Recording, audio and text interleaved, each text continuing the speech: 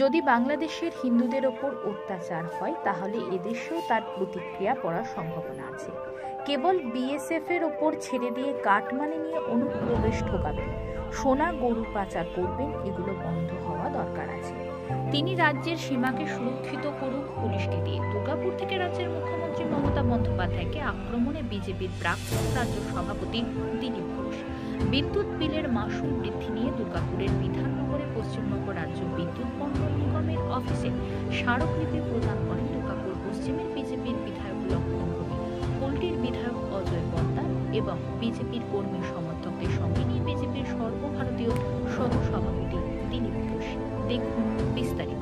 আজকে সারা পশ্চিমবঙ্গ জুড়ে আমরা কয়েকটি বিষয় নিয়ে আর আন্দোলন করছি, তার মধ্যে বিদ্যুৎ মাশুল। পশ্চিমবাংলা সবচেয়ে বেশি বিদ্যুতের বিল নেয়। আমরা মমতা ব্যানার্জি বা তার পার্টির স্লোগান শুনেছি, এগিয়ে বাংলা এগিয়ে বাংলা।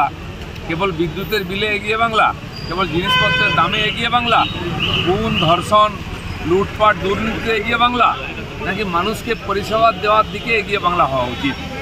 এই ব্যাপারে বিদ্যুৎ বিল বাড়িয়ে এগিয়ে বাংলা আমরা চাই না, তাই রাস্তায় নেমেছি। এর আগে আমরা গণতন্ত্র বাঁচাও নিয়েও বিভিন্ন জায়গায় আন্দোলন করেছি।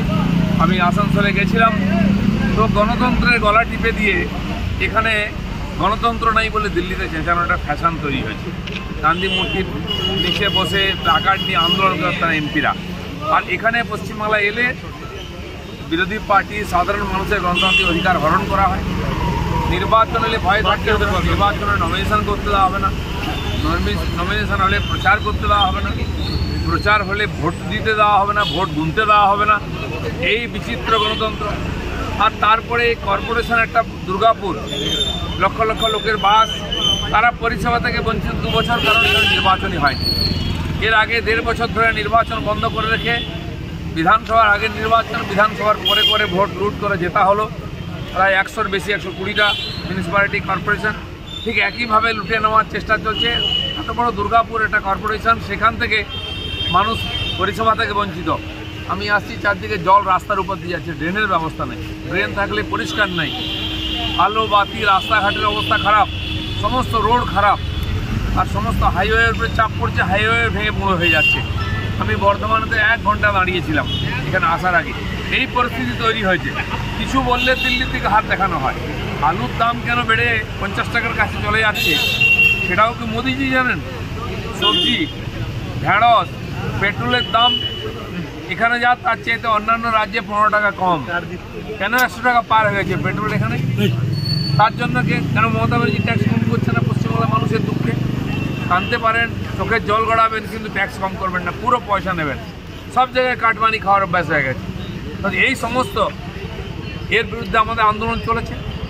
দুর্গাপুরেতে উচ্ছেদ, এখানে যারা ডিবিসি জমিতে বসে আছেন, ডিএসপি জমিতে বসে আছেন, তাদেরকে জোর করে উচ্ছেদ করা হয়েছিল, সেই নিয়ে আন্দোলন করেছি আমরা।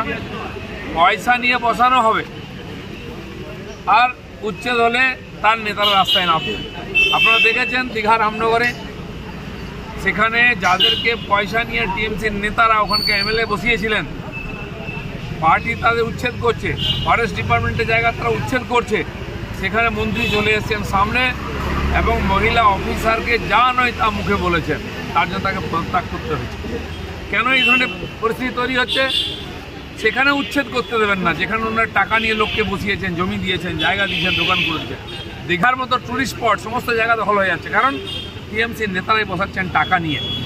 আর সেই সরকারের ডিপার্টমেন্ট যখন খালি করতে যাচ্ছে জায়গা, মন্ত্রী সবচেয়ে সামনে এসে যে ধরনের ব্যবহার করেছেন, লজ্জায় আমাদের মাথা নত হয়ে যাচ্ছে। নামে 500 টাকা সবাই জানে, তাই আন্দোলন চলছে।